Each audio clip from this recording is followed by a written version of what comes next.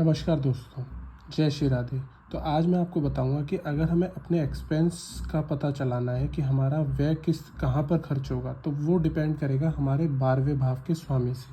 तो अगर हमारे 12वें भाव का स्वामी अगर लगन में बैठा हुआ है तो वो हमारे खुद माई सेल्फ पे खर्च होगा। अगर वो दूसरे घर में बैठा हुआ है तो वो हमारे फैमिली के रिलेटेड एक्सपेंस होंगे। और हमारे फेस पे भी खर्चा होता है, क्योंकि फेस के रिलेटेड भी बताता है। तीसरा जो होता है हमारी कम्युनिकेशन से रिलेटेड होता है, या पराक्रम से रिलेटेड होता है, या फिर छोटी यात्राएं जो भी होती हैं उनके रिलेटेड खर्चा होता है। चौथे घर में होता है तो हमारी माता से रिलेटेड होता है। माता, घर, इन सब चीज़ों से रिलेटेड होता है। पाँचवें घर में बच्चों से रिलेटेड होता है, या फिर बच्चे अगर फॉरेन में सेटल हो रहे हैं उनसे रिलेटेड होता है।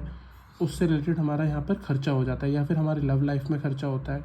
छठे घर में होता है हमारा कोर्ट कचहरी में खर्चा होता है, या हमारी बीमारी में खर्चा होता है। सातवां जो होता है वो हमारे पार्टनर पे खर्चा होता है। इससे रिलेटेड होता है कि अगर हमारे पार्टनर्स जो भी है हमारी लाइफ में उनसे रिलेटेड होगा। आठवें घर में होगा हमारे ससुराल पक्ष से रिलेटेड खर्चा होगा।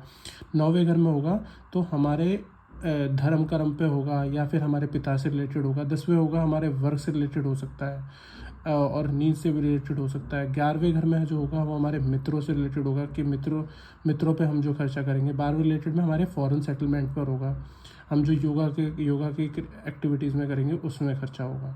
तो इस तरीके से हम बता सकते हैं कि 12वें घर का रिलेशन जिस घर से बना होता है, या जो जो उसका स्वामी, जैसे पहले घर का स्वामी 12वें में बैठा हो या 12वें भाव का स्वामी पहले घर में बैठा हो, तो उस तरीके से हम पता लगा सकते हैं कि कहाँ पर हमारा एक्सपेंस हो सकता है।